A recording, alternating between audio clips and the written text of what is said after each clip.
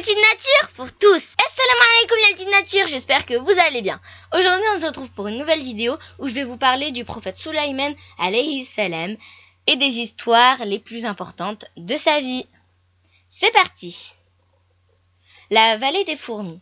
Le prophète Sulayman alayhi salam était un grand roi. Il avait une immense armée. Elle était composée de djinns, d'hommes et d'oiseaux. Par la volonté d'Allah Azza wa Jal, il les commandait tous. Un jour, son armée traversa une vallée.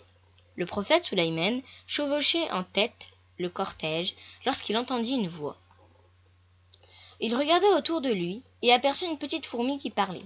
Elle s'adressait aux autres fourmis et leur disait « Ô fourmis, rentrez vite dans vos fourmilières avant que Sulayman et son armée ne vous écrasent involontairement sur leur passage. » Le prophète Sulayman alayhi salam sourit.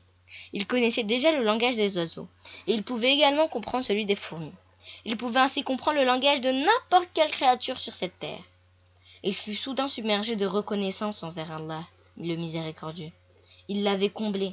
Il se tourna vers son Seigneur et pria. « Seigneur, fais que je sois reconnaissant envers toi pour tous les bienfaits dont tu m'as comblé et dont tu as comblé mes parents. Je ferai ce qui est juste pour te satisfaire. Par ta grâce, fais de moi le plus vertueux de tes serviteurs. » Le prophète Sulayman ordonna à son armée d'avancer avec précaution et de ne pas marcher sur les fourmis. Il leur ordonna de ne pas déranger les fourmilières. Lorsque le monde est heureux, Allah est satisfait. Chaque créature, quelle que soit sa taille et son rôle dans ce monde, a quelque chose à faire. C'est le fonctionnement qu'Allah a choisi pour le monde. Allah veille sur la plus petite créature et nous devons aussi veiller sur les autres en toutes circonstances. La reine de Saba. Un jour, un oiseau, une huppe, vint voir le prophète et roi Sulayman. Il dit au roi, « J'ai vu un bel endroit, il est loin d'ici.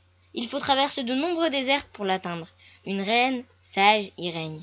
Elle possède un trône magnifique, mais elle-même et son peuple adorent le soleil en dehors d'Allah. » Le prophète Sulayman écrivit une lettre à la reine. Voilà ce qu'elle contenait. « Au nom d'Allah, le miséricordieux, le très miséricordieux, ne soyez pas arrogante, venez à moi totalement soumise. » La reine lut la lettre, mais décida de mettre le prophète Sulayman à l'épreuve avant tout. Elle dépêcha ses ambassadeurs chargés d'un grand nombre de présents pour lui. Le prophète refusa de les accepter, et les ambassadeurs retournèrent auprès de leur reine et lui dirent « Le prophète Sulayman ne veut pas de tes présents. Il veut que tu te présentes devant lui et que tu te soumettes à Allah. Si tu n'obéis pas, il promet de détruire ton royaume. » La reine se mit alors en route, suivie par ses sujets, et se prépara à rencontrer le prophète Sulayman. Mais avant qu'elle n'atteigne son royaume, il dit aux djinns « Lequel d'entre vous sera capable de me rapporter son trône avant qu'elle n'arrive ici ?» Un djinn, très puissant, qui s'appelait Ifrit, lui répondit « Je te l'apporterai avant que tu n'aies eu le temps de te lever de ton siège. » L'un de ses assistants, qui était profondément versé dans la lecture du livre, rapporta le trône. En un clin d'œil, le trône était là. À cet instant, le cortège de la reine arriva au palais. Elle aperçut le trône et fut surprise. Elle se dit « Sulayman a de grands pouvoirs. Il a rapporté mon trône ici avant que je n'atteigne le palais. » Elle pénétra dans le palais. Il y avait un beau lac devant elle. Elle releva sa robe pour ne pas la mouiller et s'apprêta à poser un pied à terre lorsqu'elle entendit le prophète Sulayman lui dire « Ceci n'est pas un lac, c'est l'une des salles de mon palais.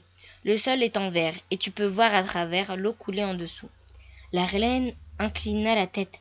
Elle répondit avec humilité « Seigneur, j'étais dans l'erreur. J'ai commis un péché contre moi-même. À présent, je me soumets avec Sulayman à Allah, le Seigneur de l'univers. » Les choses ne sont pas toujours ce qu'elles paraissent être. Ceux qui le veulent gardent les yeux ouverts et peuvent voir la vérité cachée. Le prophète Sulayman, alayhi salam, et les djinns. Allah a comblé le prophète Sulayman de dons merveilleux.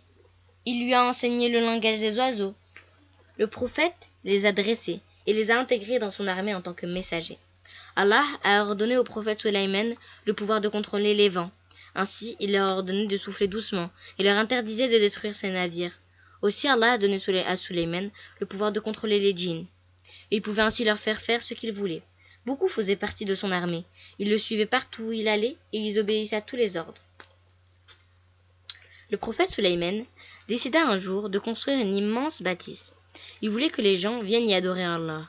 Il appela donc les djinns et les mit au travail. Certains portaient les pierres, d'autres construisaient les murs, d'autres encore dessinaient de beaux jardins et des fontaines. Le roi Sulayman venait chaque jour inspecter l'état d'avancement des travaux. Il se tenait au centre de la cour, appuyé sur un bâton, et il surveillait ainsi les djinns au travail. Il était dans cette position lorsque l'ange de la mort le surprit et prit son âme. Le prophète Sulayman était mort, mais il restait en position debout, maintenu ainsi par son bâton. Les djinns ne s'en étaient pas rendus compte et continuaient de travailler. Un jour, des fourmis blanches, des mites, s'introduisirent dans le bâton en bois et commencèrent à le ronger. Au bout d'un certain temps, le bâton finit par être réduit en poudre. De ce fait, le prophète Sulayman alayhi salam s'effondra. C'est seulement à ce moment-là que les djinns comprirent qu'il était mort. Personne en dehors d'Allah ne sait ce qui s'est vraiment passé. Allah est l'omniscient et l'omnivoyant. Voilà, c'est déjà la fin de cette vidéo. Si elle vous a plu, dites-le moi en commentaire. Donc cette histoire est l'histoire de la sourate An-Naml, les fourmis. Et c'est là, dans la traduction, qu'on peut voir l'histoire de Sulayman. Donc si ça vous intéresse, vous pouvez aller prendre un courant traduit et aller lire l'histoire par vous-même.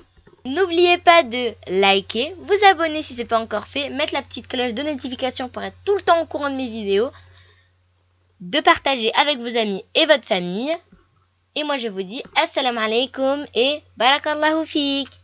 Et si tu n'es pas encore abonné à mon Insta, je poste plein de photos de mes créations. C'est Petite Nature 59, alors n'hésite pas à aller t'abonner.